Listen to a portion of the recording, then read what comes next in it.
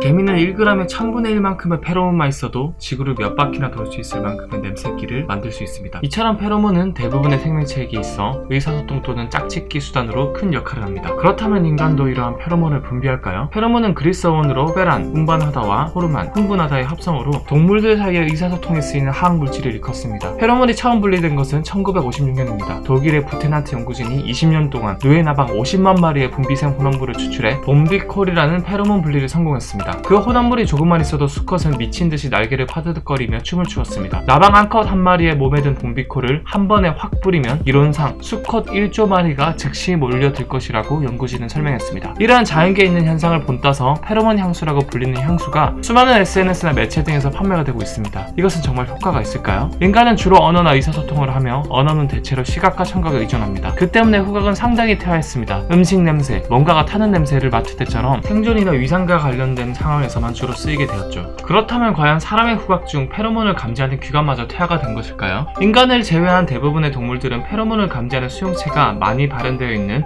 보스코라는 기관이 존재합니다. 하지만 인간에게서는 흔적만 남아 있습니다. 흥미로운 점은 미국 락펠러 대학 피터 몬베르츠 교수팀은 페로몬 수용체의 유전자를 찾아내 2001년 과학 잡지 네이처 제네틱스에 발표했습니다. 이 유전자가 실제 사람의 후각 점막에서 발현된다는 사실이 밝혀진 것이죠. 페로몬을 받아들이는 수용체가 분명 존재한다는 것을 알게 되었으니 페로몬도 분명 존재할 것이라고 생각한 수많은 과학자들은 인간이 만들어내는 다양한 분비물 중에 페로몬이라고 생각하는 후보 물질들을 찾기 시작했습니다. 대표적인 게 남성에게서는 안드로스타디에논, AND, 여성에게서는 에스트라 테트라에놀, EST입니다. AND는 사람의 겨드랑이에 있는 분비선에서 만들어지고 EST는 여성의 소변에 존재하는 성분입니다. 하지만 두 호르몬에 대해서 웨스턴 오스트레일리아 대학 진화생물학 연구진의 연구 내용에 따르면 AND와 EST는 참가자의 행동에 아무런 영향을 미치지 않는다는 사실을 확인하였습니다. 강력한 페로몬 후보 물질이라고 여겨졌던 두 물질 모두 유의미한 효과가 없다는 것이 판명이 난 것이죠. 하지만 이 두 물질이 후보 물질로 적합하지 않다는 연구 결과인 것이지 인간에게서 페로몬이 완전히 없다라고는 볼 수 없습니다. 강아지나 고양이들은 간혹 주인의 겨드랑이 냄새를 지속적으로 맡으려고 합니다. 그 이유를 정확히 알려면 땀샘에 대해서 알아야 하는데 땀샘은 크게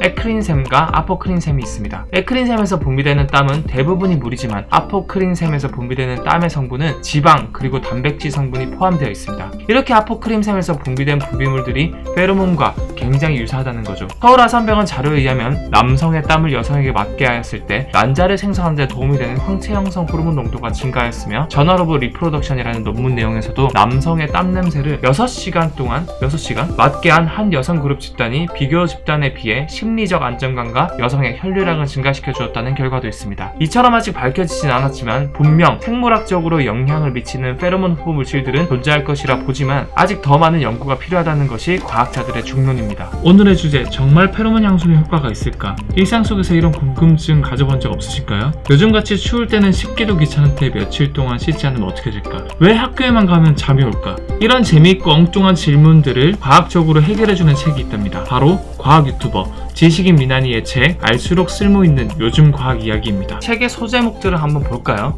왜 남자에게 굳이 젖꼭지가 있는 걸까? 정말 좀비가 된 사람이 있을까? 만약 내일 외계인이 나타난다. 단순히 재미로 보기엔 유익한 것들이 가득 차있는 세상 만사에 써먹히는 과학책입니다. 끊임없이 던지는 물음표에 느낌표로 답해줄 신박한 책이라는 감이 오시죠? 더 자세한 과학 이야기가 궁금하시다면 과학 유튜버 지식인 미나니님의 책 블랙피쉬 출판사의 알수록 쓸모있는 과학 이야기를 추천합니다. 과학이 되는 그날까지 지금까지 갑분싸 채널의 엑소였습니다.